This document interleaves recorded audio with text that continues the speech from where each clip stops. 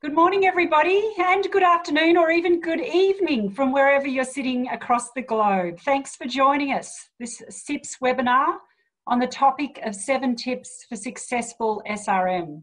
My name is Sharon Morris. I'm General Manager of CIPS Australia and New Zealand, and I'll be your host for today.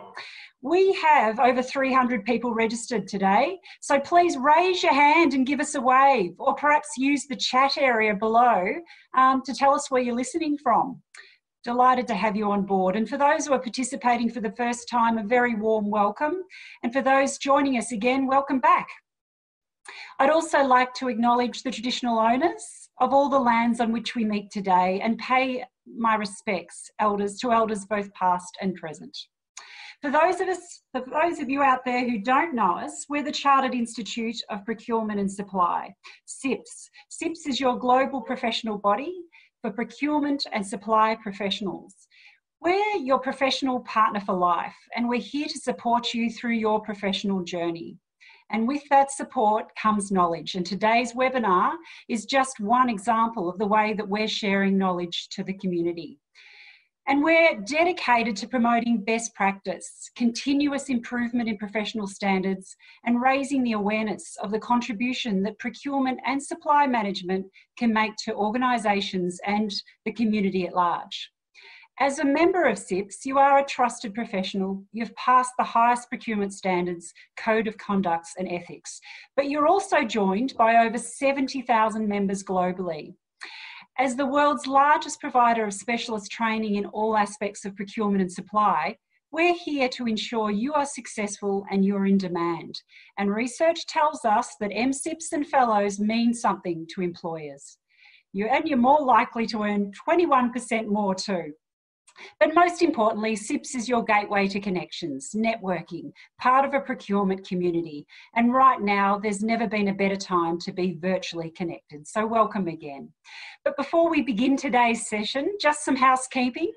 I'd like to advise everybody that this webinar is currently being recorded and will be made available to all registered attendees next week. All attendees have been muted during the panel Q&A discussion, so please do utilise the Q&A box at the bottom of this screen and put any questions that you may have for Craig, and we'll address them after the presentation. We'll endeavour to get as many answers out as possible during our Q&A.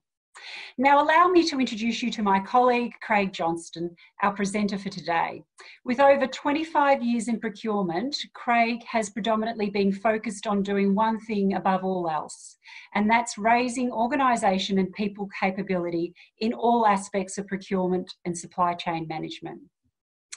Craig's early career started at the Ford Motor Company as a category manager, and he has held many roles in procurement consulting organisations working with major blue chip brands. Prior to joining CIPS as our New Zealand Relationship Manager, Craig was responsible for developing the SRM framework for Watercare New Zealand as part of their construction enterprise model, a model now being used by the New Zealand Construction Accord as a beacon project. Delighted to have you present today's webinar, Craig. Over to you. Thanks so much, Sharon. Let's turn my video on here. Yeah, thanks so much, Sharon, for that introduction. And again, welcome to everyone that's come on board, whether it's morning, afternoon, or evening to you. Respect and appreciate the time you've sort of dedicated towards sort of this, given the busy schedules that we have. So yeah, looking for us to be sort of a meaningful, productive, and fairly insightful conversation, if I can. So if we can proceed into the first slide, please. So as always with these, really sort of positioning the purpose and objectives of this session up front. So really, to share 7 practical, specific and quickly implementable recommendations that I guess for me have proved successful in helping either myself or organizations to raise their capabilities, both in terms of the way they operate as an organization, but also the individuals that are sort of conducting SRM on their behalf. And I make a real sort of specific point of focusing on words such as specific, quickly implementable, because that's what I'm trying to do here, is give you something that you can take away and use almost immediately, and which doesn't require a high level of sort of change or organizational sort of restructure to do so. Thought-provoking and challenging, again, that's really what I'm here to do. So in advance of sort of moving into the first piece of content, I guess, Gio, could we use this the opportunity to sort of test the poll and the technicalities of that for the audience here, please, just to sort of make sure it's working? So what we're going to do now is just allow yourselves to participate in a poll, which is, I guess, relevant really to this first slide. And it sort of asks the question, do you currently have a formal framework within your organizations for how suppliers and contracts are managed today? And really three options. So yes, you do.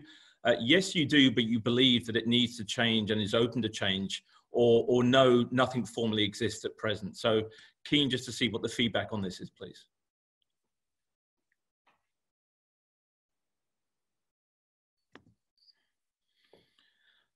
Right, so, okay, so real blend and mix there. So just under 30% said yes, just under 40 says yes, but change. And those that are saying no is about 34. Okay, so that's a nice blend. So really, what I'm hoping is that the challenge has been set here between those that may learn something to complement what they do today, and others hopefully are taking away something to help them build and develop a practice that might not exist yet. So great, looking forward to this. Okay, into the agenda, I believe, is the next slide. Apologies, first step. So what I've positioned here, sorry again, if you move. What you're seeing in front of you is one of two things. If I cast your eyes to the left-hand side of the page to start with, what I've got here is a definition that I guess has sort of held me in good stead and which I've used in the past to try and help sort of educate organizations and individuals just really around what SRM is. And as I put it, it's sort of a single organization-wide approach to managing contracts and interactions with suppliers. And the key point I always make here is it's trying to help us understand how best to manage these suppliers based on the potential contribution that they can make to an organization's success, but also the risk profile that they carry with them. So that's the foundations that are always planted here. The visuals on the page sort of represent the model that I've sort of developed and sort of almost promoted wherever I've gone, and at least the last 5 or 6 years, around what does a good framework look like, and what is some of the language that you use to sort of help position this. And there's 3 things I really want to use on this page to help sort of position the rest of the presentation. There's the piece around value outcomes that I talk about, and what that is where organizations are prescribing what is it they actually expect to get from this SRM approach with each supplier and with each type of contract that we have. So this is fundamentally understanding the business requirements. There's the piece around the supplier and spend segmentation. So clearly, how do we go about segmenting the suppliers to understand the time and effort that is focused managing them? And then the 6 sort of colorful sort of feathers, if you like, down the left-hand side represent the different dimensions or elements or levers, if you like, that potentially can or should be pulled to realize the value dependent on what the makeup is. So that's the visuals here, and that's really what I'm going to use to sort of provide the foundations for my conversation going forward. So, okay, thank you.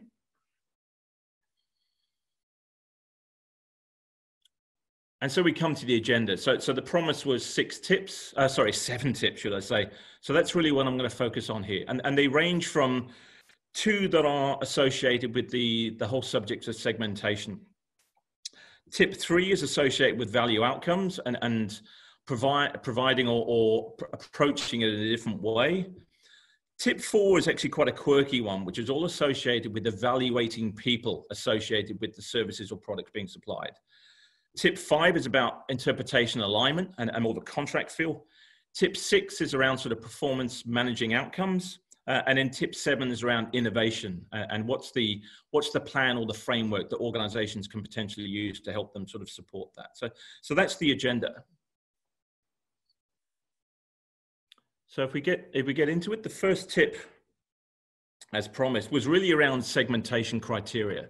And the tip I'm looking at promoting here is around broadening the scope of the criteria that you use for segmentation. Now, if I draw your eye to the top part of the page and probably starting at sort of the left-hand side, there's a model that I've sort of developed and used, I guess, over the last 5 or 6 years with organizations that combines an assessment of categories and then suppliers to help come up with a consensus view as to what tier that category and supplier sits in, and thus by default, what is the manner in which we proceed to manage them. Now, if you cast your eye to the right-hand side of that page, there's 4 boxes there that have been shaded. And what I've found is traditionally organizations use these as the key criteria when profiling and classifying and then segmenting their suppliers. And these are classical ones that we know are associated with the Krauyek model. So specifications, ease of change, the number of alternative sources available. And then from a business impact point of view, it's predominantly around spend that we focus our time and activity.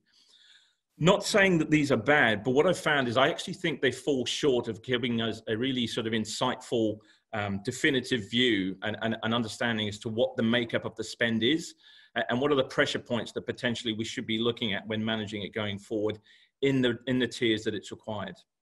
So things like volatility, so understanding what is the degree of supply chain volatility that this spend and suppliers are associated with. Stakeholder input. So what is the degree to which this category is dependent on either volume or variety or complexity of stakeholder inputs and discussions to actually realize benefits? So you're starting to look here in terms of the organizational relevance and impact that's required here. From a business profit impact point of view, incident impact.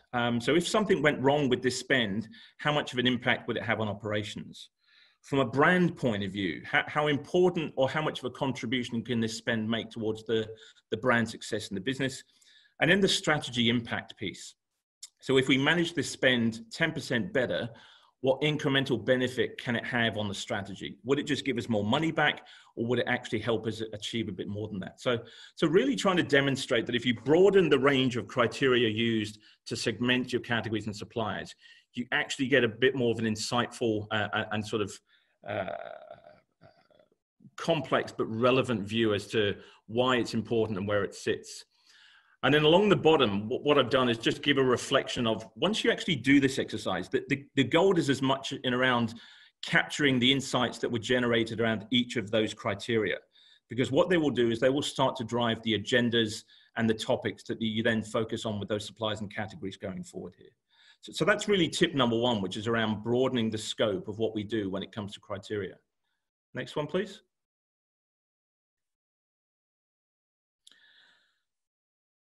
Following through from that, what you notice down the left-hand side of the page here is that each of those 6 feathers that I talked about as being a key SRM enabler is shaded to varying degrees dependent on whether it's a tier 1, a tier 2, a tier 3, and a tier 4.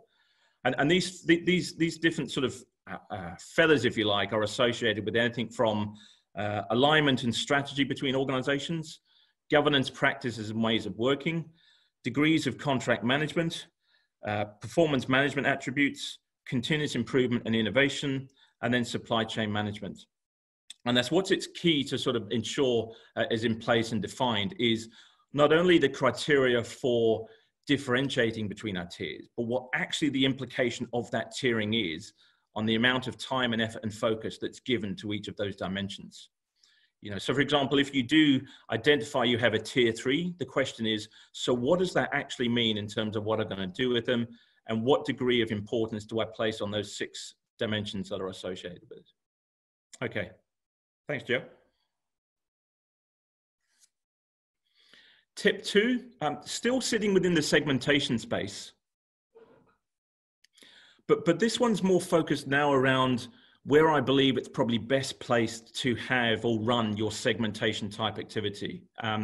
Now, what you have in front of you here, if I focus first and foremost on the 3 cogs in the middle, these are sort of my representation, if you like, of an end-to-end category management value cycle. So to your left-hand side, you have your category strategy development phase. So steps 1 to 4 are all about developing your category strategy. Steps 5 to 8 is then when you are both taking this to market, but also in parallel, running the internal change work that's required to stand this new strategy up. And then the final piece, steps 9 to 12, is all about picking that contract up and delivering it, but also then managing the supplier relationships to the degree that's relevant based on the tiering. Now, what I've found is if you look at the 2 triangles, the one to the far right, the furthest right, which is highlighted commonly found here, I tend to find that a lot of organizations actually apply segmentation during the contract rollout and supplier implementation phase. So it's almost like the work is done or the analysis is viewed once they have contracts established here. what I'm suggesting is that if you actually move that piece of work to the phase in the project where it's all about writing your business case or developing your category strategy, it allows you from your tiering exercise to fully understand what's the scope of work that needs to be included in your supplier go-to-market exercises, and what is the scope of work that you potentially need to be looking at changing internally to allow you to manage that tier relationship effectively going forward. The problem is if you do it after you've written the contract, what you find as an organization is you're trying to shoehorn practices into a contract and negotiated relationship, which may either not allow it or may not enable it to occur because of the time and effort required. So it's all about trying to do this sort of front to back as opposed to back to front here. Okay, tip 3.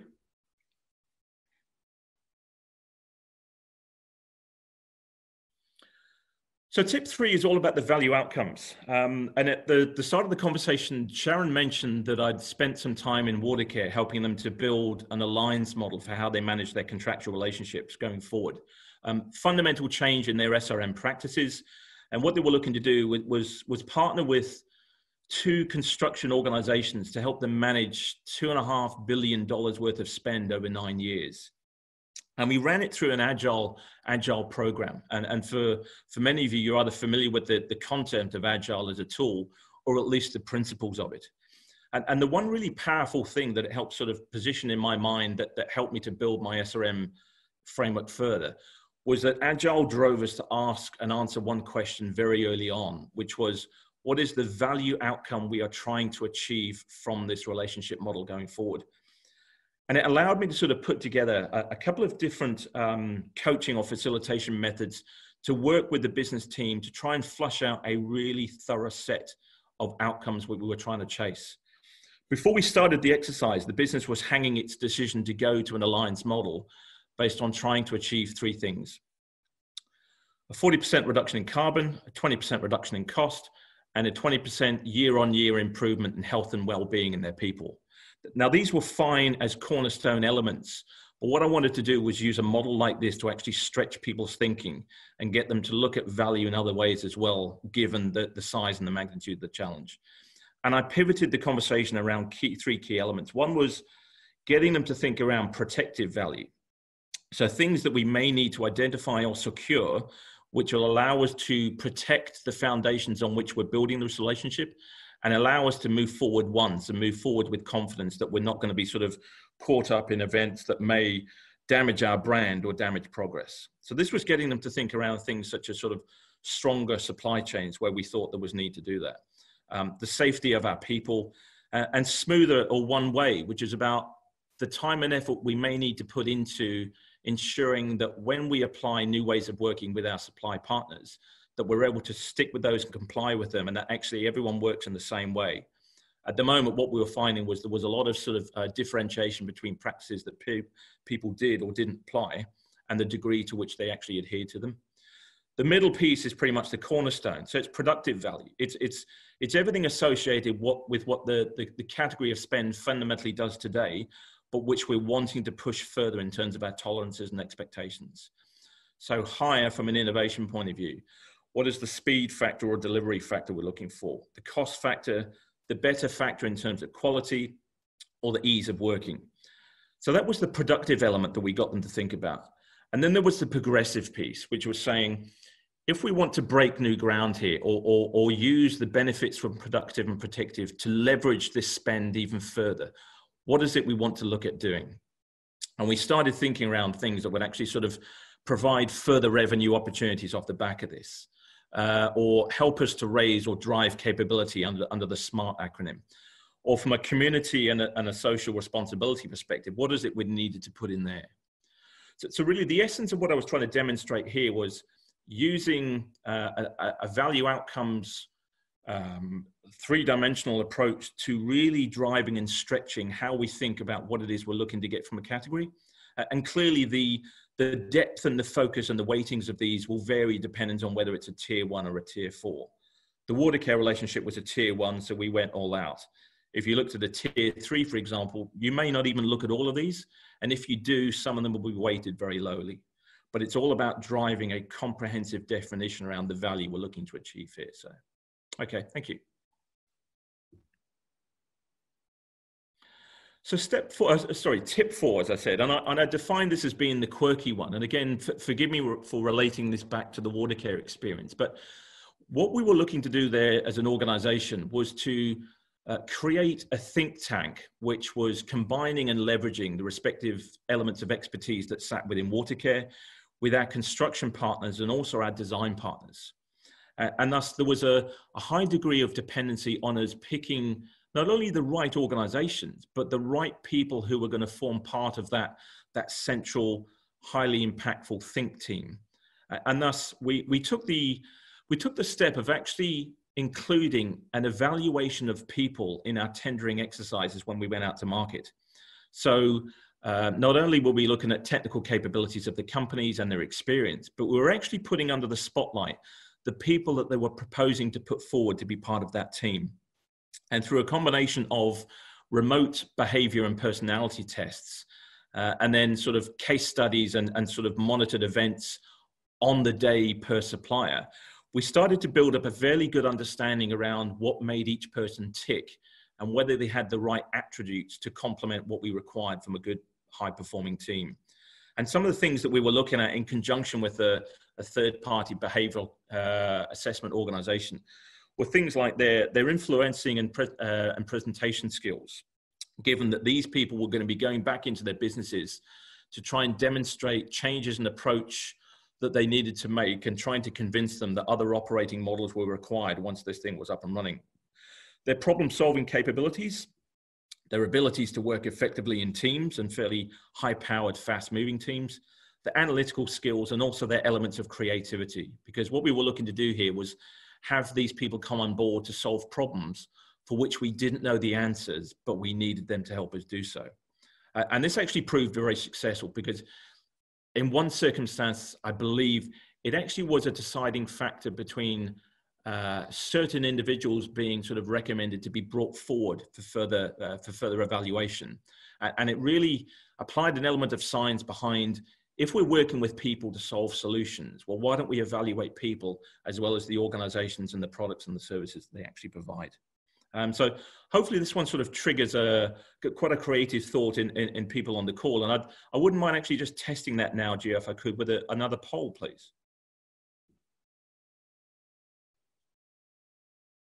So just waiting for the poll question to come up. So poll number 2, and the question is a very simple one, which is, have you within your respective organizations or yourselves in tenders that you've run, ever actually sought to use behavioral assessment to evaluate your suppliers, and more specifically, those representing your suppliers?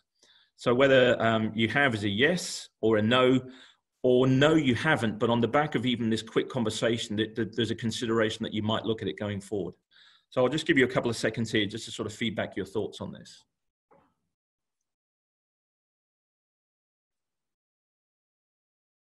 So there's okay, so,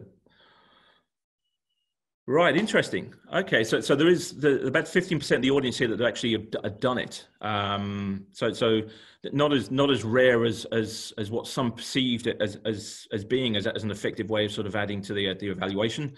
Just over 50% have said no, but actually quite promising that 34%, even on the back of this 5-minute conversation, are probably interested or curious about potentially using this in select situations going forward to evaluate their suppliers. So, okay, no, that's good to see. Thank you. So moving forward on to tip 5.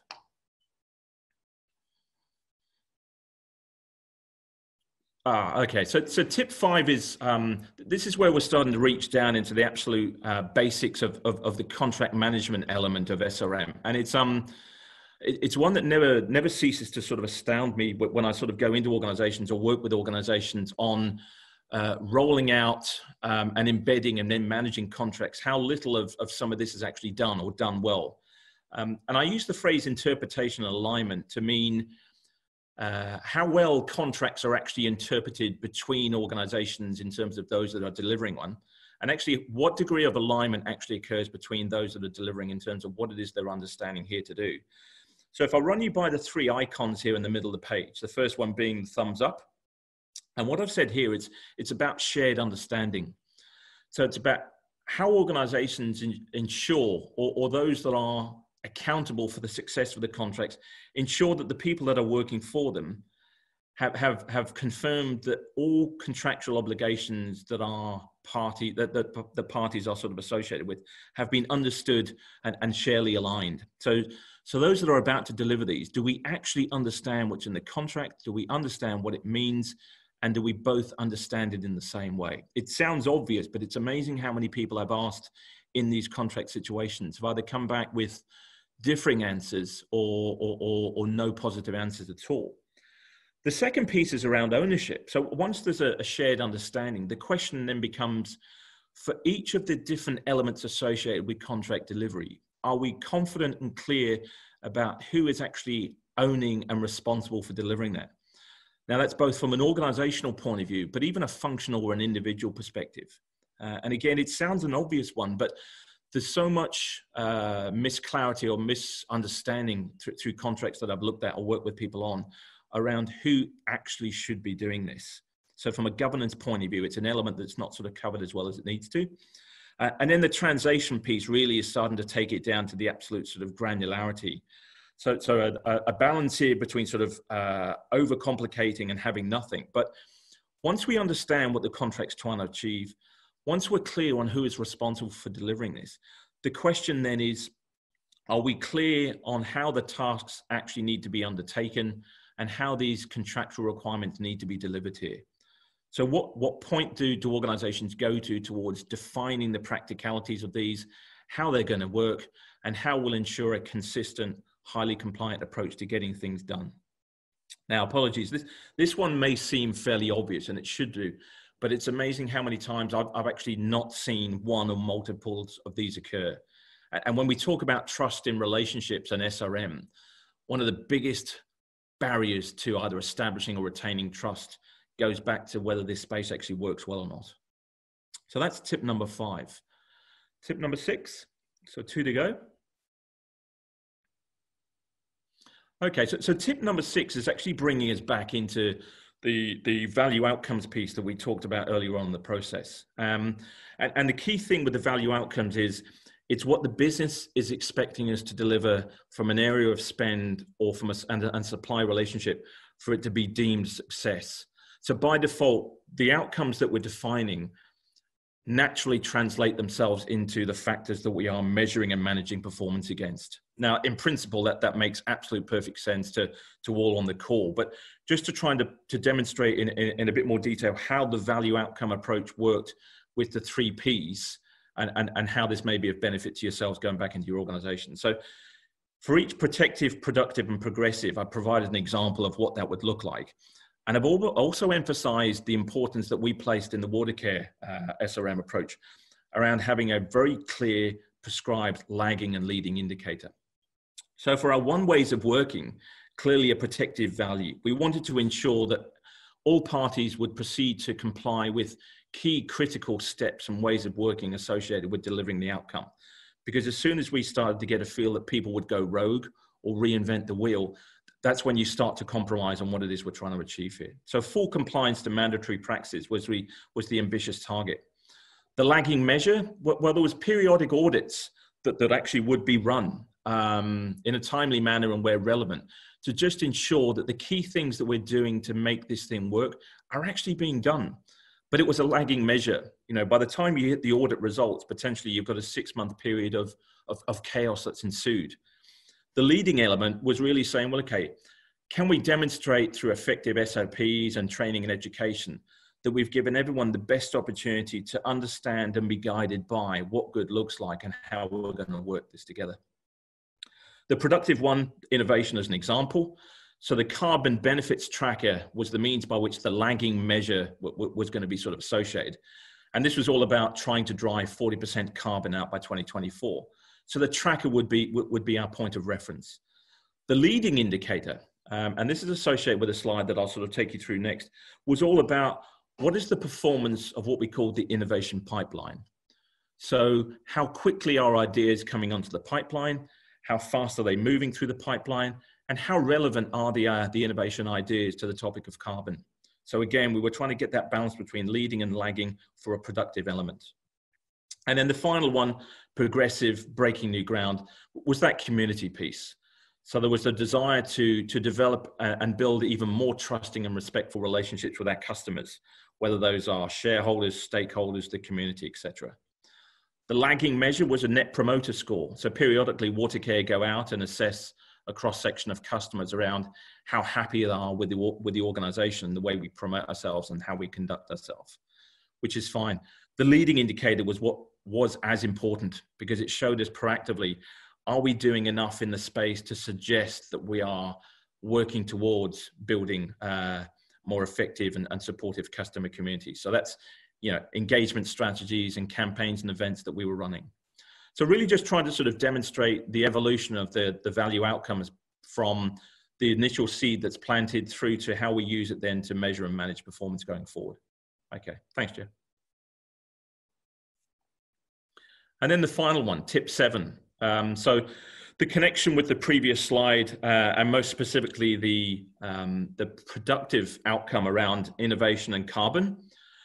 One of the things I've always looked at in organizations when they've talked about wanting to drive innovation through their supply and category relationships is by asking them the question, do you currently have some form of plan or framework or structure that actually helps you to capture and facilitate discussions around innovation and then screen and evolve them through to actual embedding, tracking and benefit delivery?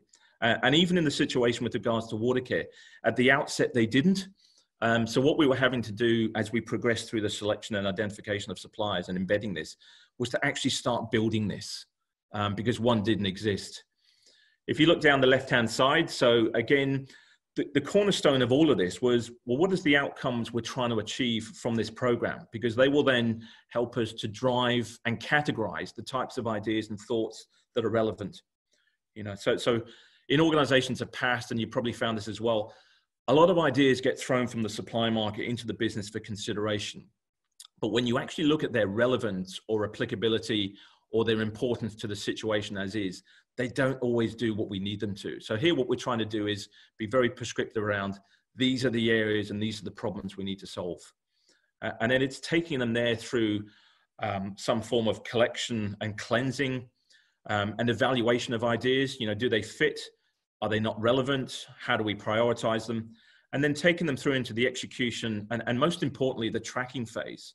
So when we're trying to qualify the benefits from innovation, is it price benefit we got from that? Was it speed? Was it safety? Was it something else? So by no means a be all and end all in terms of an innovation management model, but hopefully there's enough there at least to sort of prompt some thoughts or thinking around, if you were going to build something, what would be the straw man you would potentially start with? And that's really the final tip for myself. So 7 tips in total. I guess back over to yourself, Sharon, to manage the questions. Thank you.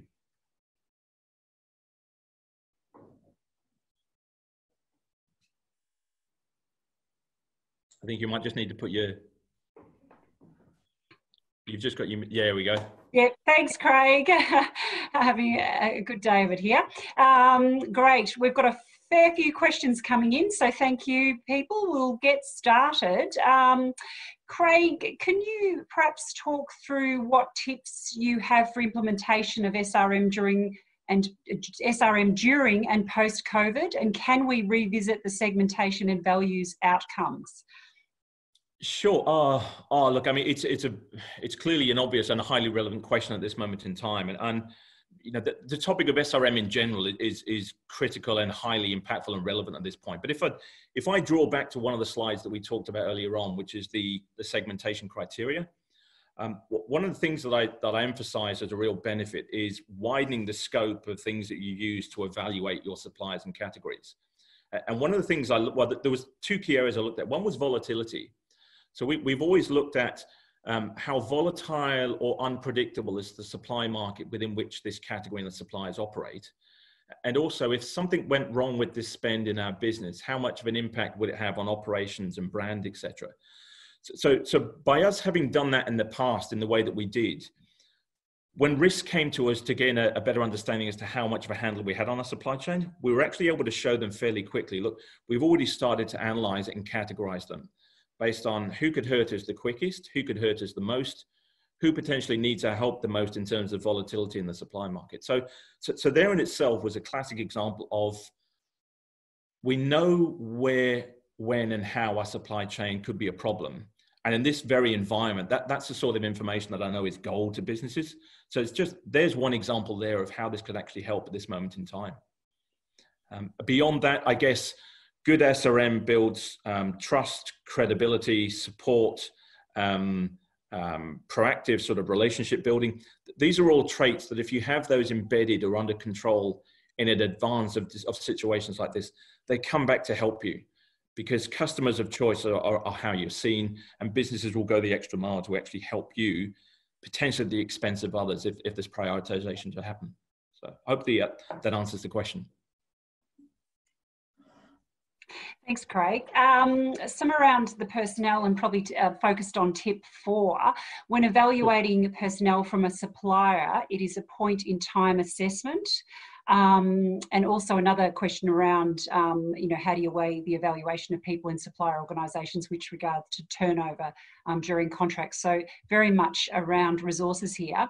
If you are entering into a long-term contract, how can you keep this process embedded in the contract management? And that's around the behavioural piece, Sharon, is that the question? And well, also at a point in time when you're looking at the resources that you've got when you're at contract, and then you're on a long-term contract and that changes. So just talking about the personnel that you've got.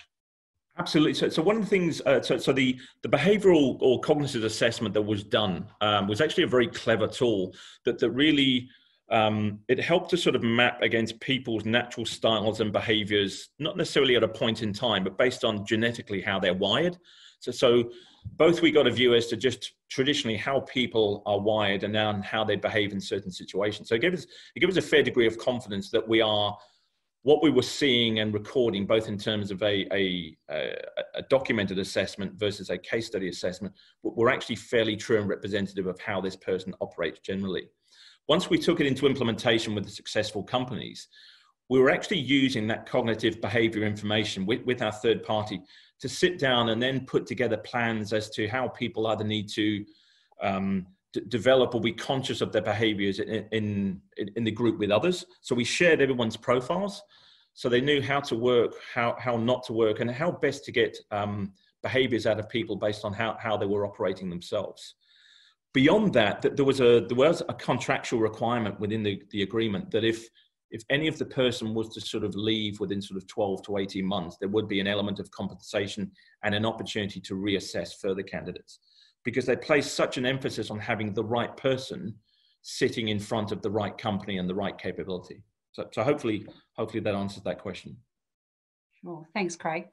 And in terms of the tips that you've provided today, how have suppliers responded to these new approaches which have been shared? I mean, I guess I'd probably speak on most, if not everybody on the call, given the backgrounds that they have. But if a supplier is given an opportunity to either participate in for the first time or re-engineer an existing relationship in a way which is more fair, balanced, structured, visible, consistent, objective, you're actually not going to get too many here that would actually push back and say, I don't really want to be a part of this. Because one, it puts them in the best light and allows them to perform to their full potential. And two, it actually shows that there's a level of structure, professionalism, and consistency behind the company that they're actually working with. And that can only be a good thing from a risk point of view, a credibility point of view, a trust point of view, etc. So I've never found the principles of this being something that suppliers disagree with. The way in which it's actually implemented and applied, yes, varies. And that's very much down to the company and how it proceeds to do this. Great, thank you. And how do you capture and retain the interest of your business stakeholders? Oh, the $1 million question. Look, the first key thing, again, and forgive me for taking it back to the segmentation model, and I know there's at least one person on this call that can sort of appreciate the conversation I'm about to have, because they were involved in it, was if you get your segmentation criteria right, and by that, including criteria around impact on business or contribution to strategy, so language that is relevant to the business and of most importance to them. And if you take them through this exercise, you build more credibility and respect from them, because they start to understand that procurement is looking at the business as a whole and protecting the interests of the stakeholders and the respective plans that they have. So that exercise in itself has a real positive impact, and it starts to gain a hook into them being involved more going forward.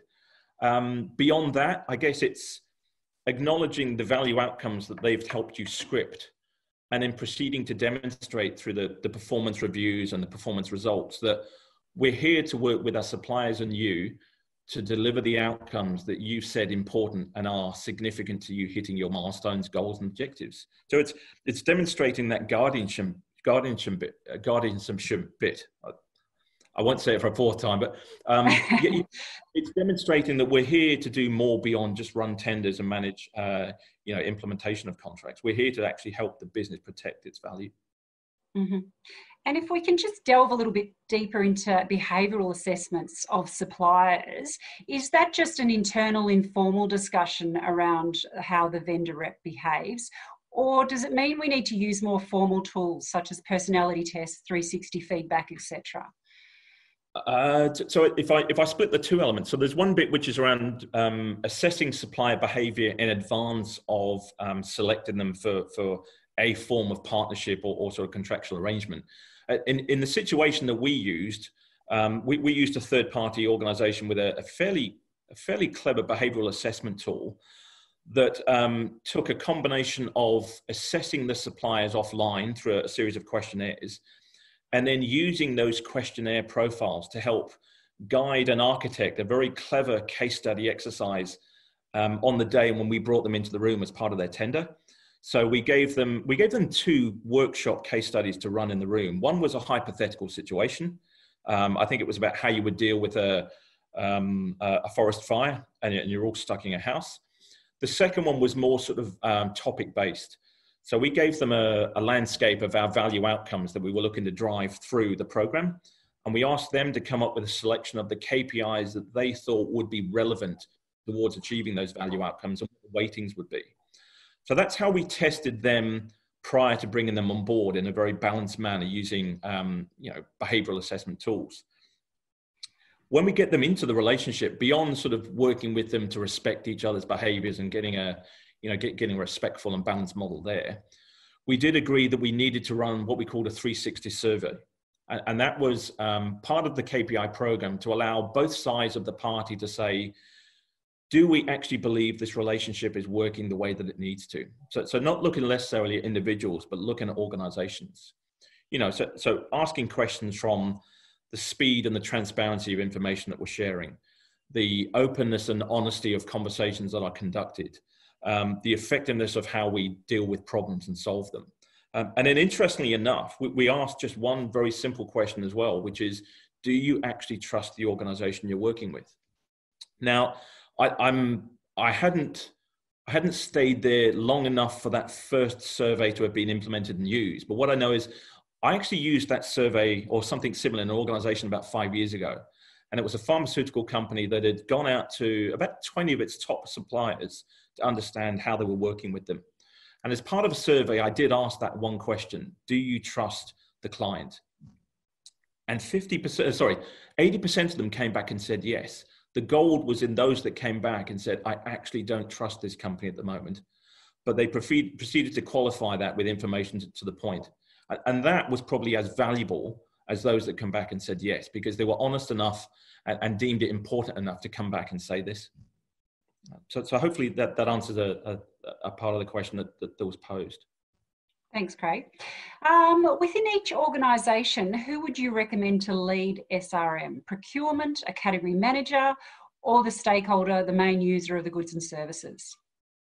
Oh, good question. I guess if I look in terms of advocates of the SRM program, procurement needs to be well represented or sort of almost signposted there as being a key sponsor in it. So, and what I mean by the advocacy part is the promotion to the business that this is I'll call it discipline, but I believe it's more important than that, is that important that we are here to help promote it and almost drive the direction and the overall approach and framework by which it should be conducted.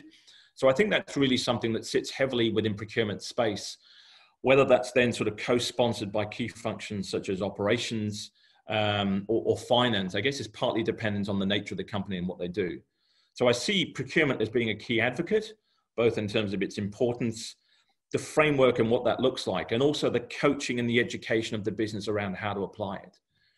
The problem that you have is, even if you had 20 or 30 key tier 1 or tier 2 suppliers to manage, that's a lot of time and energy. And the fact is you won't have the right or the volume of procurement resource to do it.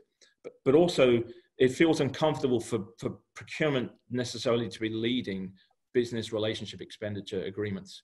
So what they're doing is they're then coaching the business to potentially lead the relationships, but they're facilitating and potentially guiding them through how to do that, and potentially sort of managing, I don't know, key strategic review events or providing key inputs into how they should be run and facilitated.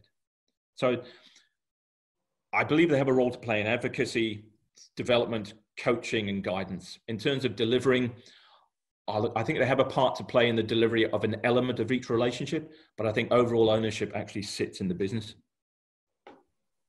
Great, thanks, Craig. How have you overcome internal resistance to play a greater role in managing the relationship with suppliers as opposed to the contract management or operational performance? Right. Bear with me 1 second here, because I've just noticed that the battery is running very low. So I'm going to run around the corner very quickly. Some great questions coming in here. Thank you. If we don't get through them all today, we'll get Craig to answer them and come back to you over the email with those answers. So as we all experience right now, virtual environments are challenging and power does run out. So over to you, Craig. Do you want me to repeat the question? No. Again, it's a very good question. I think if it partly comes back to the whole value outcome piece, and also understanding from a business point of view what keeps them awake at night, and also what they are targeted to deliver, and what their performance is measured against. And really, for me, that's almost how you start to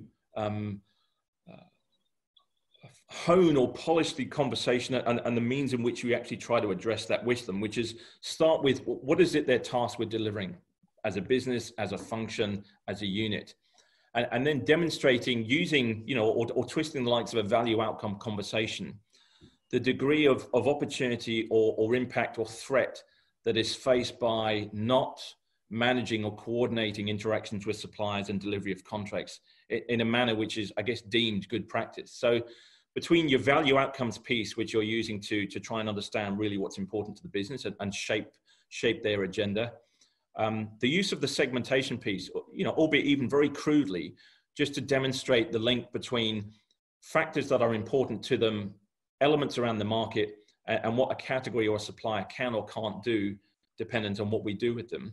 And then just really the key elements around what constitutes good practice. So, the notion of, do we understand what's in our contracts? Do we actually have relationships at an organizational level as opposed to just individuals that come in to meet with us?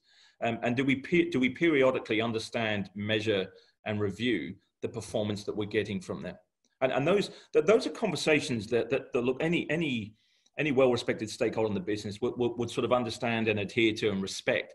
It's just about turning it into language that's relevant to them, as opposed to the confusion them with language which is either threatening or confusing or just likely to sort of turn them off. Great, thank you. Are indirect materials more suited to SRM frameworks? I would have to say no. I think the fundamental principles of an SRM framework, and whether that's SRM in terms of a full-blown tier 1 type model versus tier 3 and tier 4, which is more sort of tactical and reserved in terms of time and effort, I don't think the fundamental principles differ.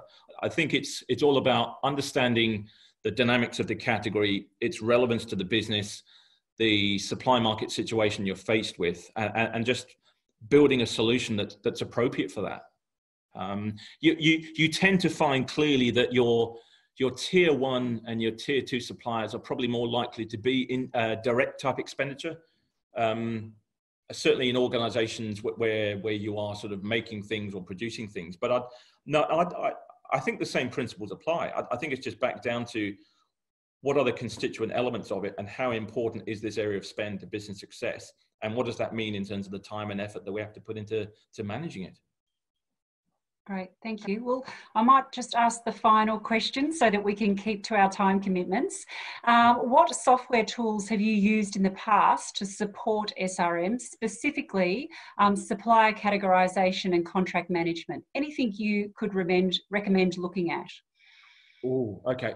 In terms of supplier categorization, I've not used any software. I guess the organizations I've been in or worked with, we've just built them. You know, a fairly clever spreadsheet backed up by just good logic around the content and the criteria, I think is all you need.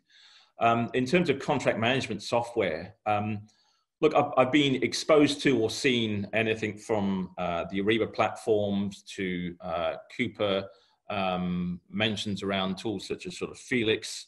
You know, so there's a wide variety out there. At this moment in time, I think they all have their positives and negatives. I think it's partly back to the scale and size of the organization, the existing sort of platform they have in place that it needs to complement and work with. But no, there's a fair selection of them out there. What I have recognized that I think the market's stronger in the contract management space than it is in the supplier relationship space. So if you flip that on its head and said, have I seen something that's as good as a customer relationship management platform that is well embedded and well applied across the world by now? Not yet. But look, technology moves fairly quickly. So, you know, what wasn't there 2 years ago could be there now, and I just don't know about it. But Terrific. the systems are key, but at the end of the day, the system is an enabler. SRM is as much about just people working effectively with people. And just finally, Craig, just some closing remarks from your 7 tips to the professionals out there. Oh, look, I mean, certainly every time I get on a call or I stand in a room or I speak on a web conference, I hope that I provide an element of value that everyone can take away and use and apply and get benefit from. So I hope this has been of benefit to all of you in some manner or another. And again, the focus for me was about providing tips which could be potentially implemented quickly and easily without a lot of organizational change or sort of layers of decision making. So hopefully some of this stuff can be applied pretty quickly. Terrific. Thanks, Craig. I'm sure many people will agree with your comments that they've been really, really insightful and a useful format today, and many questions have been coming in, so thank you for that. We will get back to your questions if we haven't answered them, so thank you for asking. Now, to all of you, thank you again for attending, and please take a few moments after you exit the webinar to complete a post-webinar survey. Your feedback makes all the difference and helps us improve on our webinars in the future. A copy of the webinar and a list of any unanswered questions, as I said, will be emailed to you next week. And I'm really excited that the next CIPS webinar will be focusing on the Reconciliation Action Plan program, a framework for organisations to support Australia's national reconciliation movement. And the topic is around how can procurement play a role in driving social change and impact? So that's a really exciting one. Thursday, the 28th of May, and we'll be kicking off an earlier start Australian Eastern Standard Time at 11 a.m. Now, please look out for the CIPS events emails. It'll tell you more about our webinars coming up. And as always, keep connected on LinkedIn because we've never needed to be so connected as right now. So keep the virtual connections going. Start the conversations on LinkedIn groups, either the CIPS ANZ site or the global site. Keep safe and well, everyone. Take care. We'll see you next time.